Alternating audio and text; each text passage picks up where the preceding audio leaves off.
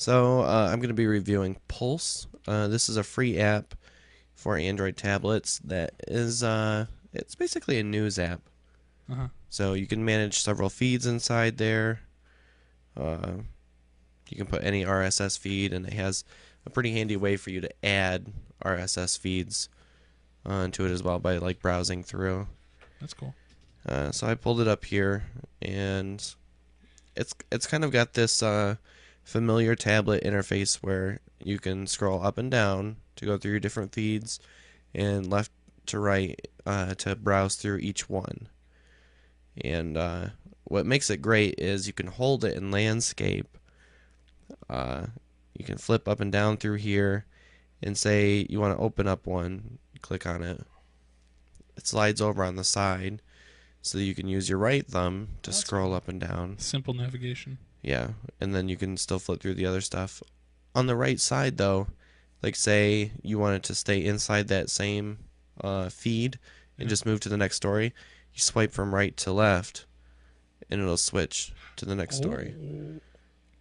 So you can just flick your thumb over there, almost like you do in an e-reader or something, and it'll essentially turn the page to the next article. I like that. Yeah. I have to get that little Android. That's pretty cool. We can't get them. They're not for sale. Sorry. They sold out. We have to make one. So where's shop class when you need it? You need to make some a lead figurine, but they don't allow people to do that anymore. No. So on the bottom right side, you can see that you can share stories out to Twitter, Facebook, or you can hit the third button and choose any other app that you have installed. The Twitter and Facebook integration are like built into the app. You authorize this app specifically. This lets you go to say like TweetDeck and share an article just for so it looks more natural. Like as if you shared it from the web. You hit the fourth button there, and it'll go back to full screen. The fourth button looks almost like the app drawer on the regular Android. It's kind of like it's a 9 square 3x3. Mm-hmm. So pretty cool stuff. What happens when you do it the other direction? You do it in portrait mode. Oh, yeah. Does it not do that? It doesn't do that. I don't know if it won't do it when you have the HDMI plugged in. It's just a little different. The open article fills up the entire top portion of the screen, and then on the bottom you just have one single row bar, yeah. of one of these that you can flip up and down through. But on the top left, if I hit the settings button, these are all the sources that I have added. On the top right, you can hit plus to add sources, and you can flip through all these ones I have. You can browse through tons of different categories. You can search, or you can import directly from Google Reader if you log in, or even weirdly enough, you can bump. Bump it. So, and of course, Bump is an app. Yeah. To share stuff. It's very similar to the iPad version. Yeah. The iPad version has a lot more glitz and glamour about it. Not much more though, actually. Like this is pretty much the same. You've got some fancy animations and stuff. You do? Yeah. Oh. Like there's not this is very smooth scrolling and stuff, but like when you bring it up and it has that flying in and everything. See, like when I open an article, it slides over.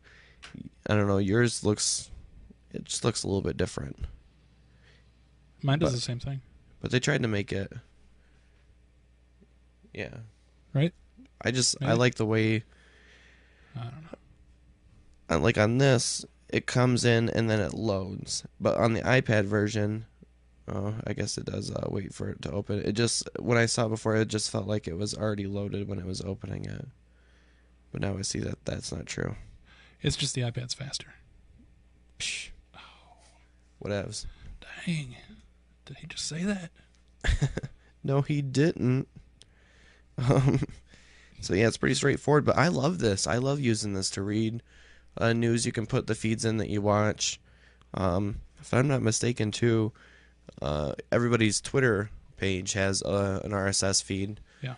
And you can manually add that on here I think you can just hook it up with your Twitter account too, can't you?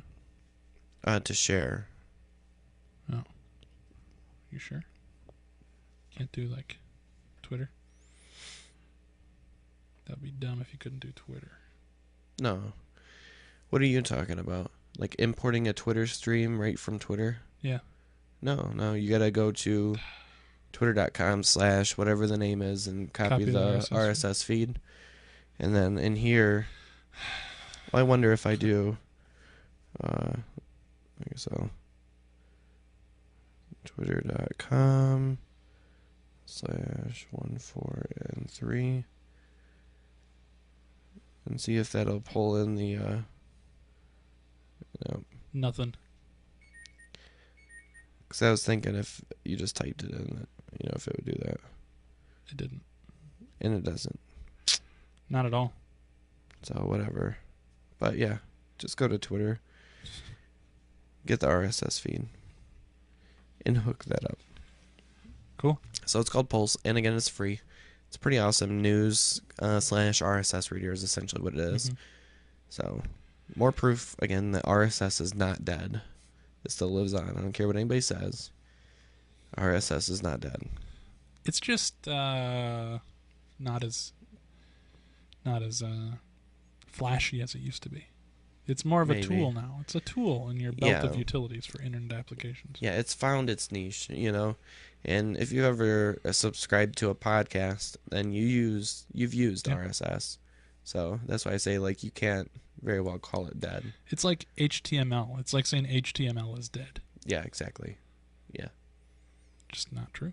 Yeah. Not going to do it. So definitely check it out. It's free. It's on the market. That's cool. Do it now.